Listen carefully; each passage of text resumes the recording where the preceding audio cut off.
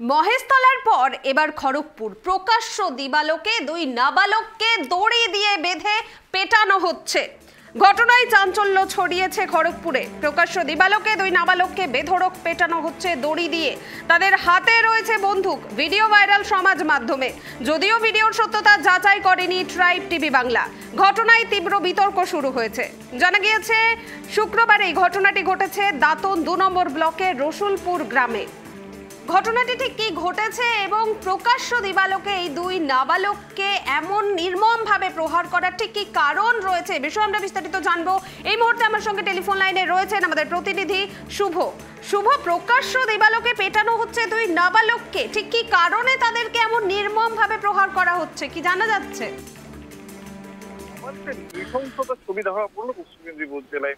একেবারে প্রকাশ্য দিবালোকে দুই নাবালককে দড়ি দিয়ে বেধড়ক মারা হচ্ছে এবং সেই ভিডিও ভাইরাল হয়ে গেল সমাজ মাধ্যমে। যেটা জানা যাচ্ছে সেটা শুক্রবার দুপুর বিকেল নাগাদ দাঁতন পশ্চিম মেদিনীপুর জেলার দাঁতন 2 নম্বর যে ব্লক, সেই ব্লকের রসুলপুর গ্রামে কিছু কিনতে গিয়েছিল দুই নাবালক।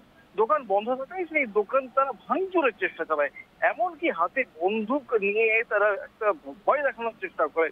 এরপরে স্থানীয় বাসিন্দারা হতচকিত হয়ে যান, কিন্তু কিছুক্ষণের মধ্যে তাদেরকে পাকড়াও করে এবং পাকড়াও করে গণধোলাই দিতে থাকে।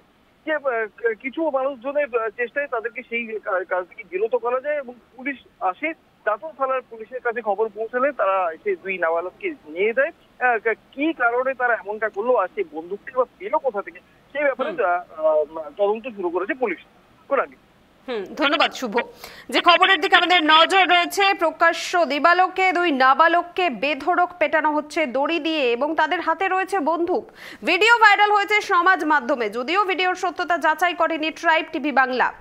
জানা যাচ্ছে শুক্রবার দুপুরে দাঁতন 2 নম্বর ব্লকের রসুলপুর গ্রামে দেশলাই কিনতে গিয়েছিল দুই নাবালক। দোকান বন্ধ থাকায় সেই সময় দোকান ভাঙচুরের চেষ্টা চালায় তারা। হাতে বন্দুক উঁচিয়ে ভীতি প্রদর্শনেরও চেষ্টা করে। এরপরেই স্থানীয়রা তাদেরকে দড়ি দিয়ে বেঁধে গণধোলাই দেয়। খবর পেয়ে পৌঁছায় দাঁতন থানার পুলিশ। ইতিমধ্যে এই ঘটনায় 2জন নাবালককে আটক করেছে দাঁতন থানার পুলিশ। ঘটনার তদন্তে পুলিশ।